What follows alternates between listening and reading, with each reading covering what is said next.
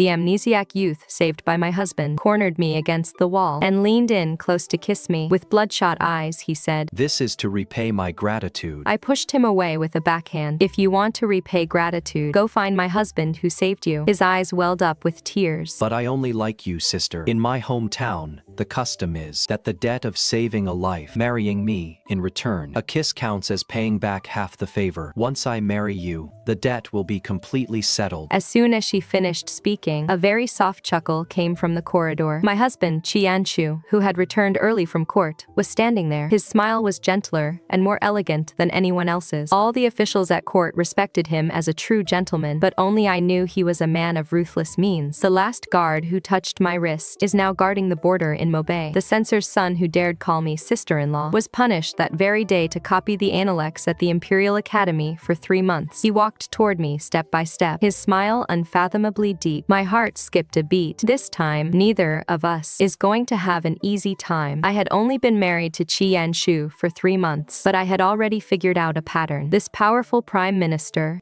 whom outsiders praised for his mild temper and gentlemanly demeanor, was actually an incredibly jealous man. On the first day of our marriage, a maid was doing my hair and accidentally touched the tips of my hair with her fingertips. The very next day, he transferred her to the backyard to water flowers, never letting her serve near me again. In the first month of our marriage, the young master from the neighboring censor's house came to visit and called out sister-in-law loudly across the courtyard wall. That same day, he found an excuse to punish the young master by making him copy the analects at the Imperial Academy for 3 months, and even specifically instructed the master to discipline him strictly and not allow him to wander around outside anymore. In the second month of our marriage, when he went to inspect the borderlands, he rescued an injured young man from the heavy snow. After the young man woke up, he couldn't remember anything, except that his last name was Nan. He knew absolutely nothing else, seeing how pitiful he was with no home to go to. Qi Yanxu simply kept him in the manor to recuperate, and even found someone to teach him how to read and write. I quite liked this young man. He had handsome features and a sweet tongue, following me around all day, calling me sister, which sent the maidservants in the manor into a tizzy. Whenever I had time, I would bring him some pastries and snacks, and he would smile so brightly his eyes curved into crescent moons. "Sister,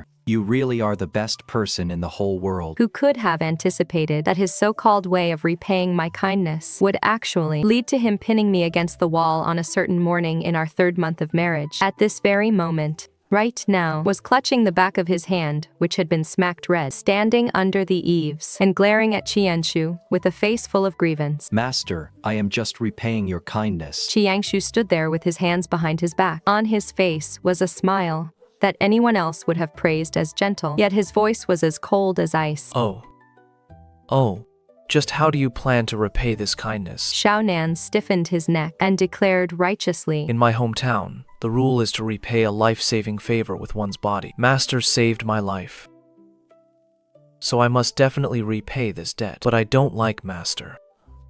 I only like sister. So I figured, if I kiss sister first, that would count as repaying half of the debt. Cough, cough. The smile at the corners of Qi Yanxu's mouth deepened even further as he repeated slowly, Half.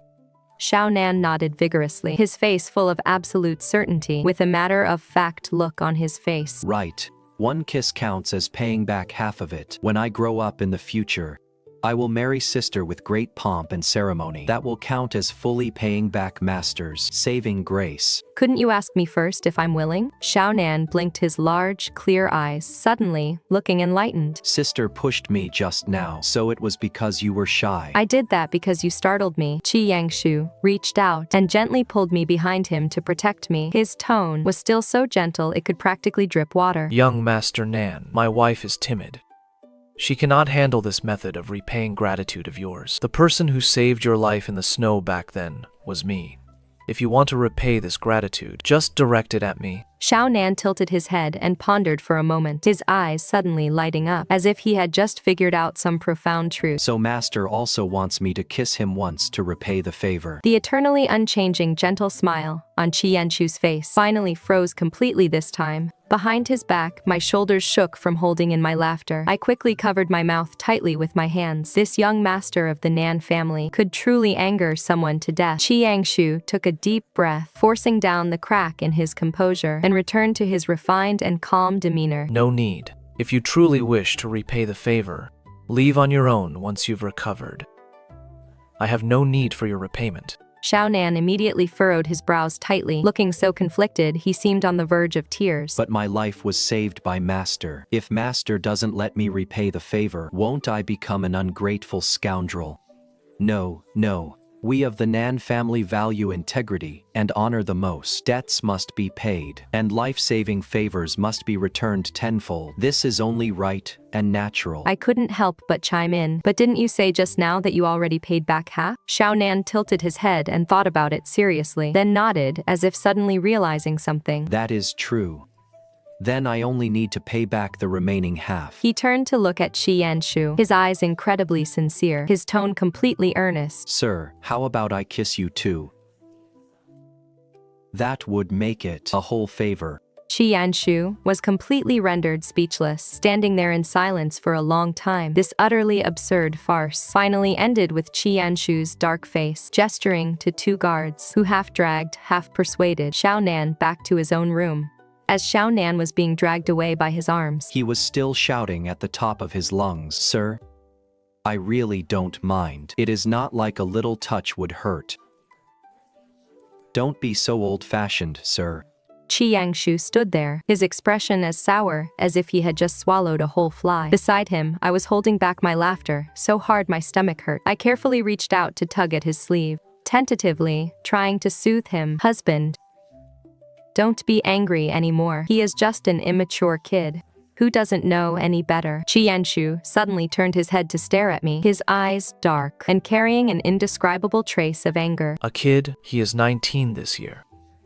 Well, he is still 2 years younger than me. Just treat him like an ignorant younger brother. Li Zhuyi. He called out my full name, emphasizing each word. My heart skipped a beat, and I sensibly shut my mouth immediately, not even daring to raise my head. Qi Yanxu raised his hand to massage his temples, looking utterly helpless. Do you know what the people outside are saying? They say I married a wife as beautiful as a celestial being, keeping you hidden away at home every day, unwilling to let anyone see you, and that I'm completely distracted, even during morning court. Today, I purposely came home early, simply because I wanted to see you. Who would have thought? He paused, Seemingly trying to find the right words. Understanding his point, I finished the sentence for him. Who would have thought you'd see him leaning in to kiss me? Qi Yanxu's face instantly darkened by another 3 shades. I quickly waved my hands to smooth things over. But husband, you saw it clearly, didn't you? I pushed him away immediately without even thinking.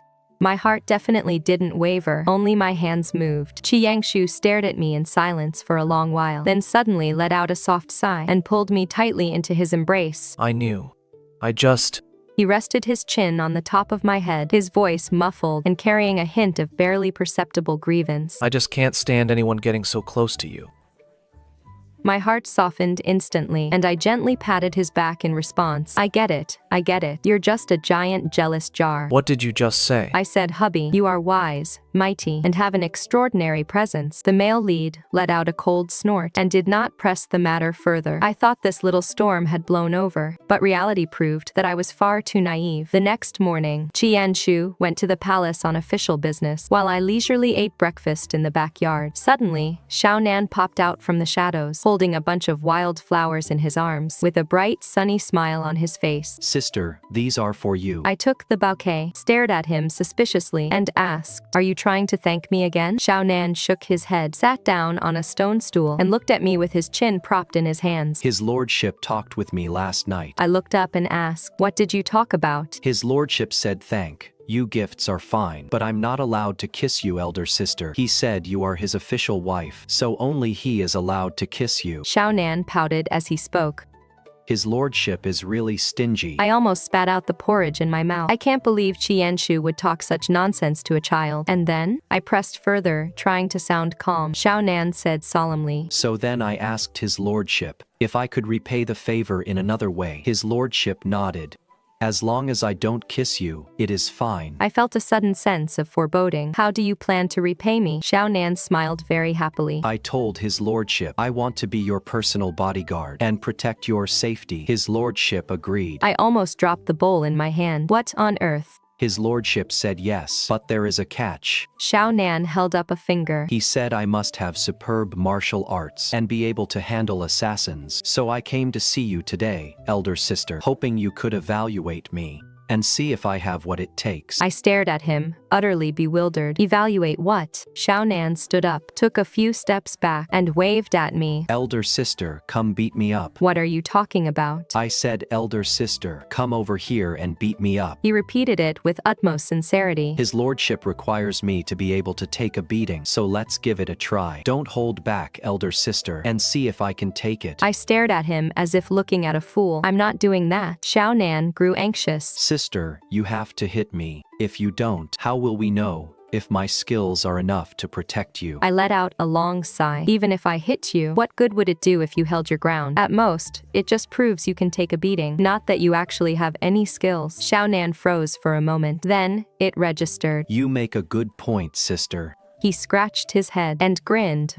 Then how about you find an assassin to fight me, sister? Where on earth am I supposed to go to find an assassin for you? This ridiculous conversation ended in an unexpected way. Xiao Nan produced a wooden sword from somewhere and demonstrated his martial arts for me. His moves were fierce, his momentum unstoppable. With his final strike, he clean-cut a thick branch off the old locust tree in the courtyard. I stared dumbfounded at the fallen branch, then looked back at Xiao Nan. The boy sheathed his wooden sword and asked me proudly, Sister, am I strong enough? I looked at the severed branch and swallowed hard clarification and gulped, is also fine. Yes, yes. You're more than strong enough. That evening, when Qi Yanxu came home, I brought up the matter. As he took off his official robes, he replied casually, I think his skills are decent. Having him protect you is mostly because keeping him by your side is better than letting him run around. Aren't you afraid he'll offer his thanks inappropriately again? Qi Yanxu glanced at me, his voice calm. Even though he has no memory, he is well-mannered by nature.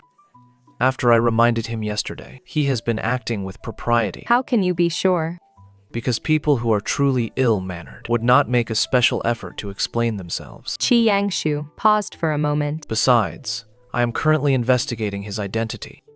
Keeping an eye on him is safer than letting him leave. I was taken aback. Have you found any clues? It is still under investigation. Qi Yanxu put away his clothes, came over to me, and patted my head. But for someone severely injured and suffering from amnesia, upon waking, his first instinct was not to cry for help, but to say thank you. Such breeding is definitely not something found in an ordinary household. I did not press further. From then on, Xiao Nan truly became my personal bodyguard. He followed me wherever I went, remaining completely inseparable from me. When I went to the garden to look at the flowers, he would follow behind and pick them for me. When I went to the kitchen to find something to eat, he would follow along to taste test. When I went to the outhouse, he would stand guard outside the door and even ask thoughtfully, Sister, do you need me to bring you some paper? No, thank you. Xiao Nan gave a pitiful response from outside. Behind his back, the servants were all whispering, Is there something wrong with Lord Nan's head?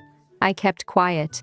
But in my heart, I felt he wasn't foolish. Rather, his mind was simply too pure. He said whatever was on his mind and did whatever he liked. He was completely straightforward, without the slightest hint of deviousness. A personality like this, in the eyes of Qi Yanxu, who had navigated officialdom for many years, was probably as transparent as a blank sheet of paper. Our days passed peacefully like this for about a month. One evening, Qi Yanxu returned from the palace with an extremely grave expression. Uncharacteristically, he did not come to see me first, but went straight into his study. He had summoned the head of the estate's guards to consult with him. I ladled a bowl of hot soup to bring to him. As I opened the door, I heard him say, The exclusive sword of the Nan family army. I have already recognized it. Seeing me enter, he quickly stopped speaking and came forward with a smile to take the hot soup from my hands. I felt somewhat puzzled in my heart, but I did not pry. It wasn't until the middle of the night that he finally told me, Zhuyi.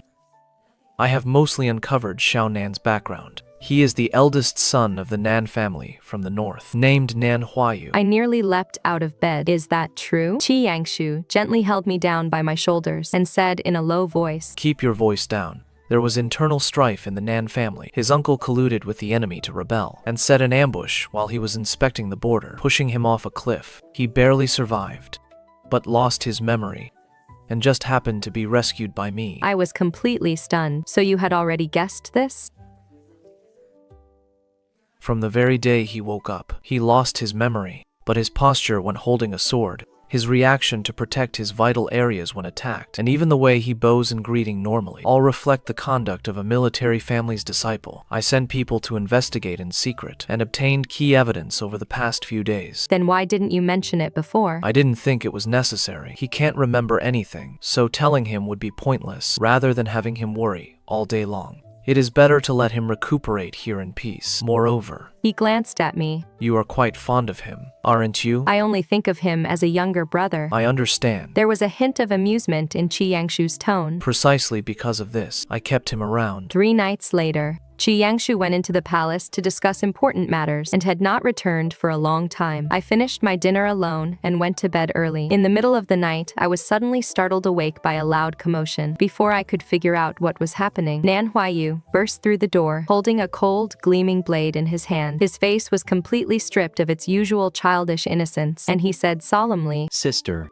assassins have broken in. His lordship arranged guard before he left, but there are too many of them. They won't hold out for long. Come with me, quickly. My heart instantly leaped into my throat. Qi Yanxu had indeed made preparations in advance. Nan Huaiyu shielded me as we retreated toward the secret passage, but the assassins were faster than we expected. Before we could reach the entrance of the passage, the front gates of the courtyard were forced open, and over a dozen masked assassins rushed in one after another. The swords in their hands gleamed silver under the moonlight. Nan Huaiyu pushed me behind a large pillar and whispered a warning. Hide well and do not come out under any circumstances. Then, he spun around abruptly, drew his sword, and lunged forward to meet the attack. Late that night, huddled behind the pillar, I watched Nan Huaiyu take on over a dozen men all by himself. His swordplay was incredibly fast, and every strike was fierce. He was highly agile, aiming his blade with absolute precision and stability. Faced with his skill, these men in black were all cut down in just a few moves, but he had only spent 2 months recovering from his severe injuries. Although he had a strong physical foundation and recovered remarkably fast, he still couldn't withstand their overwhelming numbers. Taking advantage of his distraction, one of them slipped behind the pillar and violently grabbed my wrist. I let out a loud scream. Nan Huaiyu suddenly turned around, a fierce look flashing in his eyes. With a sweep of his sword, he forced back the enemies in front of him, pushed off hard on his toes, and rushed over. In an instant, he charged straight at the man who had grabbed me. That man was also a desperate outlaw. Seeing no way to dodge, he actually pulled me in front of him to use as a shield. Nan Huaiyu's long sword stopped just a few inches away from my throat. His gaze bypassed me and stared coldly at the man in black. Let her go.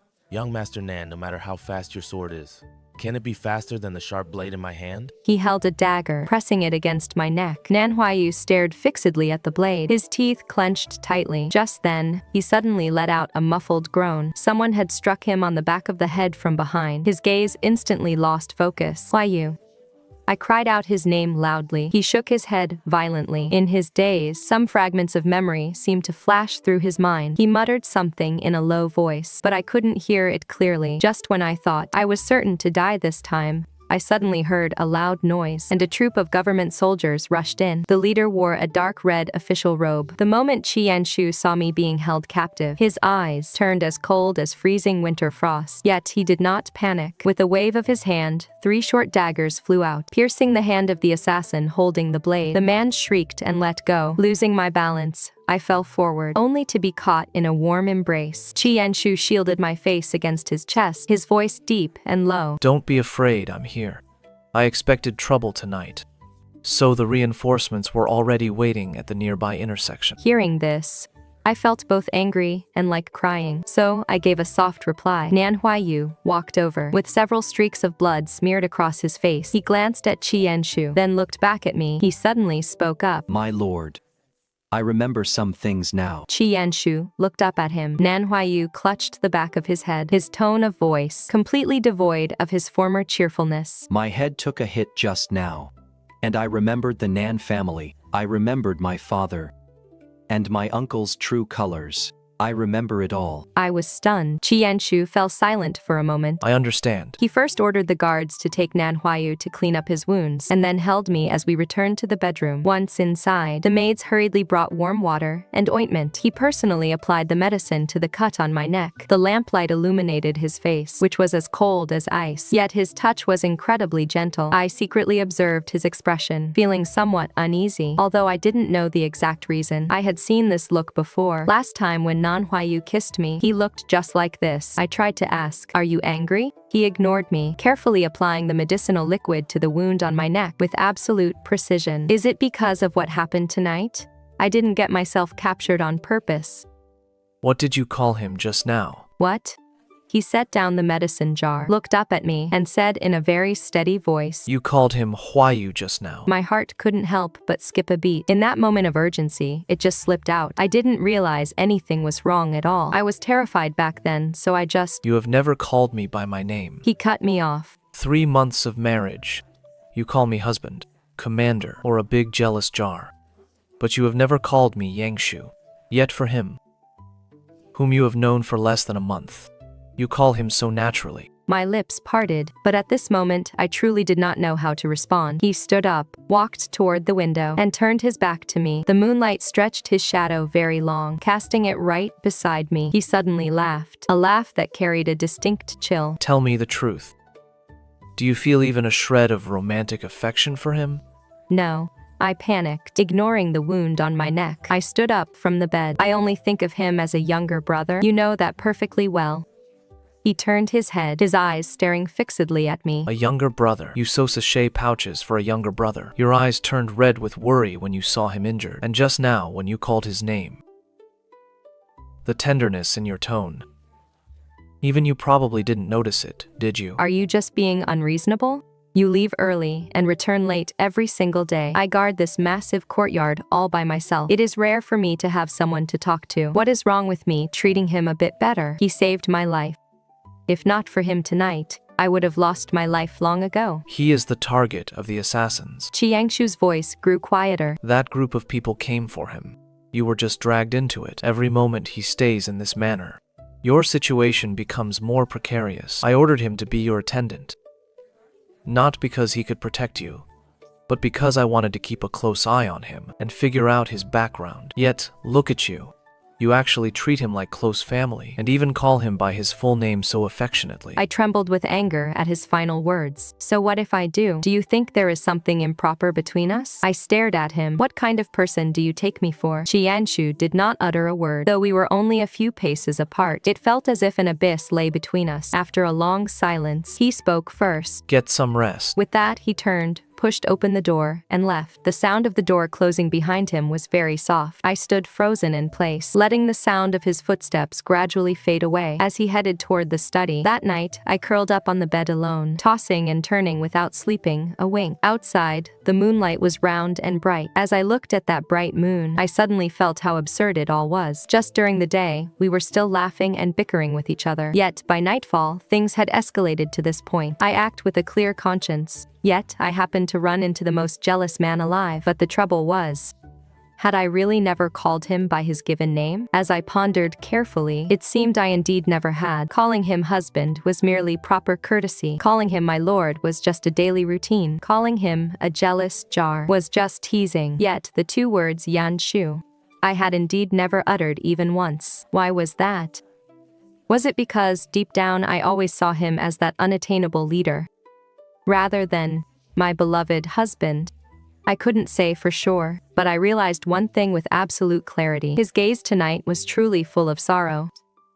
It had nothing to do with jealousy, but rather that I had given another person the very intimacy he had never possessed. The next morning, as soon as dawn broke, I couldn't bear to stay there any longer. After getting up, I went to the kitchen and brewed a pot of his favorite lotus seed porridge. Carrying it, I headed toward the study. The study door was half open. I let out a long sigh of relief and pushed the door open to enter. Qi Yanxu was slumped behind the desk, his eyes red and swollen. A sheet of paper was spread across the desk, covered with writing. I stepped forward and set the lotus seed porridge down in front of him. Lowering my head, I took a glance. The papers were piled high, all filled with Li Zhuyi. They weren't memorials, nor were they letters. They were filled entirely with my name. My tears streamed down instantly. Qi Yanxu looked up at me, remaining silent. I sniffled. In the end, I was the first to yield. I pushed the lotus seed porridge closer to him. He said nothing. I'm sorry. I shouldn't have yelled at you last night. He fell silent for a moment, then suddenly reached out and pulled me into his embrace. I collapsed onto his lap, held tightly in his grasp. It was my fault. He buried his face in the crook of my neck. I shouldn't have spoken to you like that. I didn't resist, nor did I make a sound. The scent of his body, mingled with ink, was familiar, yet smelling it now, it seemed to carry a hint of bitterness. He continued, I am just worried. Worried you will meet someone better. Worried you will find me boring. And worried you will regret spending your life with me. The anger smoldering in my heart instantly vanished. This great man, who was a formidable force in politics and made both civil and military officials tremble with fear, was actually terrified as well. Qi Yanxu. I called him by his full name, solemn and serious for the very first time. Listen to me carefully. I chose you as my husband, not because of your high rank or immense wealth, but because I remembered what you said on our wedding day. From now on, this place is your home. You may do exactly as you please. In this entire world, there is only one Qi Yanxu. Call me that again. Call you what? Call me by my given name. Yanxu? I gave in to his wish. He held me even tighter in his arms. After a long silence, he finally slowly lifted his head from my shoulder. Fine. I admit defeat. How did I win? You call my name so beautifully. For the rest of my life, I won't have the heart to argue with you ever again. Hearing this, I couldn't help but laugh out of exasperation. That wasn't how you sounded last night. Your attitude back then made it seem like you were trying to catch me red-handed. Yes. Let's not mention it again. Let it go. I closely examined the dark circles under his eyes. What were you thinking about all night without sleeping? He tapped the discarded papers on the desk, which were covered with my name. Thinking about how to apologize. Only that? And also thinking about how to get Nan Huaiyu to get lost as soon as possible. He paused for a moment, his tone carrying that sour, jealous edge again. Every day he stays in this manner. My heart will not know a single day of peace. You just had to bring him up. I won't bring him up anymore. He took hold of my hand and gazed at me with utter sincerity. But Zhuyi, could you grant me one request? What is it? From now on, you must only call me Yanxu. You can call me husband or my lord, whatever you wish. Call me a jealous husband if you must, but you absolutely cannot be closer to him than to me. Hearing this request, I really didn't know whether to laugh or cry. Are you 3 years old? Just tell me, do you agree or not? I agree. I picked up the bowl of soup and tasted it, then immediately furrowed my brows. Why is it so sickeningly sweet? I added an extra half-spoonful of white sugar. Don't you always prefer sweet things? When did I ever say I like sweets? Every time before the morning court, you secretly add sugar to your brewed tea. Don't think you can hide that from my eyes. Hearing this, Qi Yanxu was stunned for a moment and then burst into a helpless laugh. That smile held an unbreakable, deep tenderness. And yet you still stubbornly claim you don't miss me. His gaze made my face turn hot, so I snatched the porcelain bowl away. If you don't want to drink it, then fine. He reached out to snatch the soup bowl back, finishing it in just 2 or 3 gulps. Then he set the empty bowl on the table, pulled my hand into his. Zhuyi. Yes. In the future, let's not let our conflicts last overnight. Last night, sitting alone in the study, I missed you so much I couldn't sleep. Knowing you couldn't sleep, you still stayed in the study. Didn't you know to come back to the bedroom to rest? I was afraid your anger hadn't subsided yet. Is my angry face such a rare sight to you? Why go to such lengths? He pondered for a moment, then suddenly smiled. Fair point. You actually look quite beautiful when you're angry.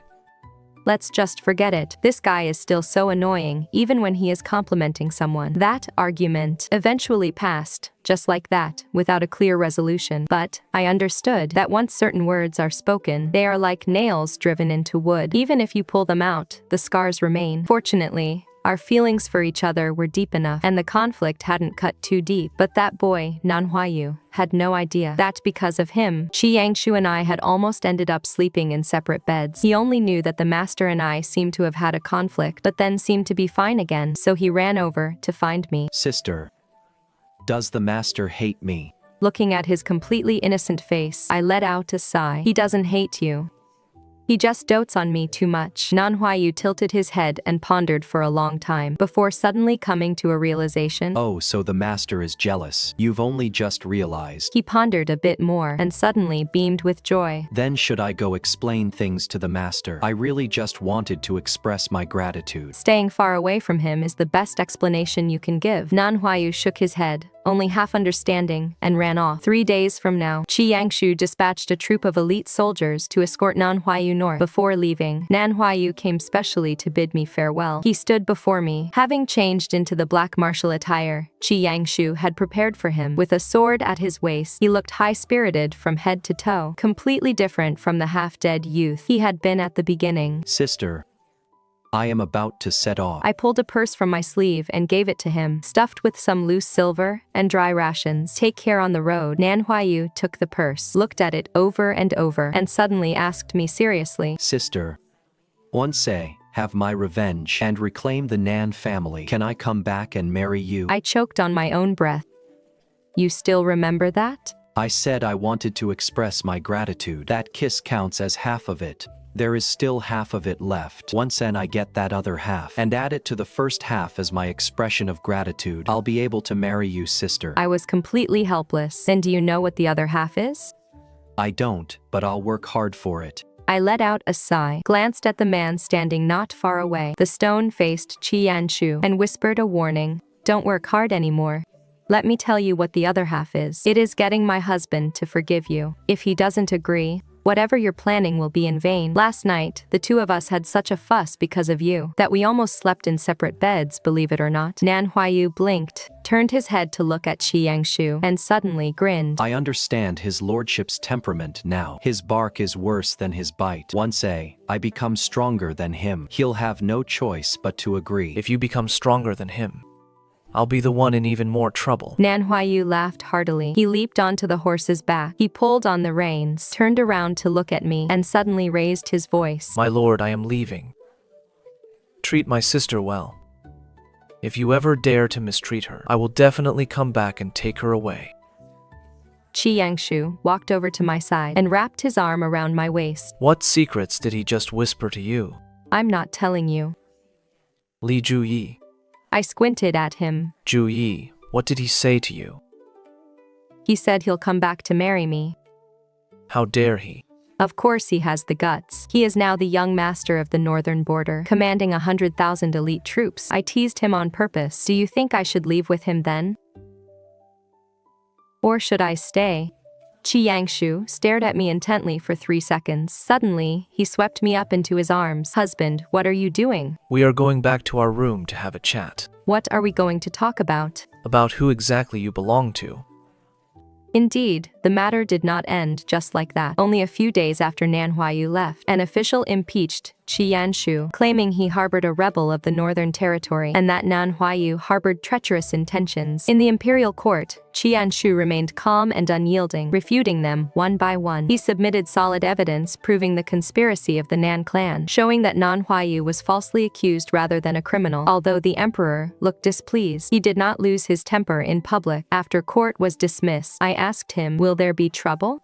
Qi Yanxu brushed the dust that wasn't even there off his official robes. I calmly said, If His Majesty trusts me, then all will be well. If he doesn't, then let the consequences come as they may. Only, saving his life, I will never regret it. Half a month later, intelligence arrived from beyond the border. Nan Huaiyu had fought his way back to the Nan family army. With a heavy hand, he suppressed the counterattack of his uncles and reclaimed military control. When the battle report reached the capital, all the officials were shocked. A 19-year-old youth had lost his memory for 2 months, yet turned the tables the moment he returned home. The officials marveled, the officials feared, and the officials were relieved. However, the secret letter Qi Yanxu opened contained only 4 words. Is sister safe? Staring at those 4 words, I couldn't help but smile. With a cold face, Qi Yanxu burned the letter, turned his head to me, and said, He asks if you are well. Don't you dare write back. I blinked innocently. I had no intention of replying. Qi Yanxu nodded with satisfaction. 3 days later, a reply was still sent out by my hand. On it, only a single line was written, all is well. When Qi Yanxu found out about this, the expression on his face was truly priceless. He stared at me, sizing me up for a long time, and finally let out a sigh. Li Zhuyi, are you being mischievous on purpose? I smiled playfully. My dear husband, your jealous expression. Is it wrong of me to want to see it more often? Over the next several years, Nan Huaiyu would occasionally have letters sent from home. The letters were filled with trivial details of life on the border. Winning a battle today, eating mutton tomorrow, seeing a girl who looked just like me the day after. Every single time, Qi Yanxu had to scrutinize the letters thoroughly. Only after confirming there was nothing inappropriate would he hand them over to me. I teased him. Husband, are you interrogating a suspect? I am screening them for you, lest someone writes something inappropriate and upsets you. What exactly did he write that he shouldn't have? Qi Yanxu fell silent for a moment. With calm composure, he pulled a letter from his robe and read, Sister, I recently met a young lady. When she smiles, she looks a lot like you, and yet she is not you. I suddenly realized that perhaps it was not you yourself I was infatuated with, but rather the warmth you brought me. That feeling of treating someone with sincerity and receiving sincerity in return. In the Nan family, no one had ever cared for me the way you did since I was a child. So I think I may have mistaken gratitude for affection. My lord was right. Repaying kindness shouldn't be done in this way. Hearing this, I was completely stunned. As Qi Yanxu read the last word, he folded the letter neatly and placed it on the desk. His tone was calm. This is his previous letter. I stared at him. Did you know it would turn out like this all along? After Qi Yanxu sat down, he picked up his teacup and took a sip. The day he left, I made it clear to him. His feelings for you are not love, but rather gratitude and reliance. But he was too close to it to see clearly and needed an opportunity to figure it out. And the best way was to have him travel far away, to broaden his horizons. I gazed at him blankly, a sudden, indescribably complex feeling surging in my chest. On the surface, this man seemed like a jealous personified, yet, in secret, he had considered so much for an imaginary rival. He saved Nan Huaiyu, settled him in the estate, and assigned him to protect me. Even the kids' feelings were seen through by him at a single glance. Everything he does may seem casual on the surface, but in truth, he has calculated every move in his mind. Qi Yanxu. I addressed him by his full name, which was rare for me. He looked up at me. Yes, you really are highly calculating. Is that a compliment or a criticism? I'm praising you. I walked over to him and sat by his side. Though you look cold on the outside, your heart is actually soft. You're the kind of person who claims to kick someone out, but secretly paves the way for them. Qi Yanxu turned around and held my hand tightly. I'm not that noble. I just didn't want you to find out the truth in the future and resent me. Besides, He paused slightly. That boy is indeed a capable talent. He might come in handy in the future. I don't believe you. When he said those words, there was a distinct tenderness between his brows, something that could never be feigned. A few more months slipped by, and an urgent, confidential letter from the north was delivered to Qi Yanxu's desk. The letter was handwritten by Nan Huaiyu, in a tone so serious it didn't sound like him at all. Lord Qi, the 100,000 elite troops of the Nan family army will, from this moment on, be entirely at your disposal and command. Your past kindness in saving my life is something I can never fully repay. Using my sister only counted as half. You dismissed me as childish, saying it didn't count. So, does this army of 100,000 count as the other half? After Qi Yanxu finished reading, he fell silent for a long time. I leaned in to take a look, and doubled over with laughter. He considers this as half a repayment. Others risk their lives to repay a debt, but he repays it with an army of 100,000. Qi Yanxu folded the letter and slid it into his sleeve. At least he knows his place. So, are you still angry about this half a repayment? He glanced at me and suddenly smiled. No, this half is much more cost-effective than a kiss. Only later did I realize that it was the pledge in this confidential letter that gave Qi Yanxu his strongest backing in the imperial court. Not long after, the emperor's suspicion of Qi Yanxu grew by the day. Seeing the situation clearly, Qi Yanxu took the initiative to submit his resignation, pleading to retire. On the grounds of ill health, the emperor made a show of declining twice and approved it on the third. Qi Yanxu took me back to his hometown in Jiangnan. On the day we left the capital, he stopped outside the city gates, turned to look at the towering palace walls, and asked in a low voice, Zhuyi, do you resent me? That you won't be the Prime Minister's wife anymore? Why would I be? The Prime Minister's wife lives in constant fear and anxiety. How could that compare to the free and happy life of a proprietress in Jiangnan? He chuckled softly. And where would this proprietress come from? If you open an academy and become the headmaster, then I shall be the headmaster's wife. If you open a tea house, then I shall be the tea house proprietors. I counted on my fingers. In short, wherever you go, I follow. Qi Yanxu looked down at me, the sunlight spilling across his face, making him look as gentle as a painting. He whispered, "All right." In Jiangnian, we purchased a residence with a courtyard. He said he wanted to plant a locust tree in the courtyard, one that was exactly like the one I used to have in our capital residence. I asked him why he wanted to plant a locust tree. Digging the soil, he said slowly. Since someone owed me half a favor, and it has now been paid in full, this tree shall be considered a wish fulfillment tree. I was taken aback. Paid in full with those 100,000 troops? Qi Yanxu stopped what he was doing. There was another line of text at the end of that letter. Did you not see it? What did it say? He stepped closer and whispered in my ear. As for the remaining half, Your Excellency, rest assured, I will no longer harbor any designs on my sister, but the debt of gratitude I owe her, I will spend a lifetime acting as her family to repay. In the future, if Your Excellency ever bullies her, 100,000 iron cavalry will trample your academy to the ground. I burst out laughing, but after laughing, my eyes felt a little warm. So, this tree is planted for Nan Huaiyu to see? To tell him that his sister is living a wonderful life here, and there is no need for him to worry. When you saved him back then, was it really just an afterthought? He pondered, saying, Half and half. What do you mean? Half of it was a chance encounter. If I hadn't saved him, he would have died. He placed the locust sapling into the pit and patted down the soil. The other half was because I heard him shout something in the snow. What did he say? Qi Yanxu straightened his back, brushed the dirt from his palms, and looked at me. Mother, don't be afraid. I was stunned. That was what he cried out before he fainted. I thought to myself back then, someone who has forgotten even his own identity still holds his mother in his heart. Either this person was incredibly good to him, or he was desperately starved for love and care. Whichever it was, he didn't deserve to die. I stood beside the newly planted little locust tree, gazing at Qi Yanxu, and suddenly realized this man was even better than I had imagined. Over the years, the locust tree grew taller than a person. Nan Huaiyu got married. He married the daughter of a northern general. Rumor has it that the girl took a fancy to him first and chased him around, beating him up for 3 months. In the end, it was he who held a bunch of wildflowers, ran to her doorstep, and said with a blush, "Would you be willing to marry a fool who only knows how to repay kindness?" He added on a whim, "This is what true love is. It is entirely different from his previous attachment to you, sister." I wrote back to offer my congratulations. I hope you two will also have a little gratitude, repaying darling of your own. Qi Yanxu read the reply. He has finally come to his senses. I leaned against his shoulder, looking at the leaves of the locust tree in the courtyard. As the wind blew, the locust blossoms released their fragrance. Husband. Yes. What do you think Nan Huaiyu would have done if he hadn't lost his memory back then? What would he have done? He would have knelt straight down and kowtowed 3 times, saying he would never forget the life-saving grace, and then turned around and left immediately. Why is that?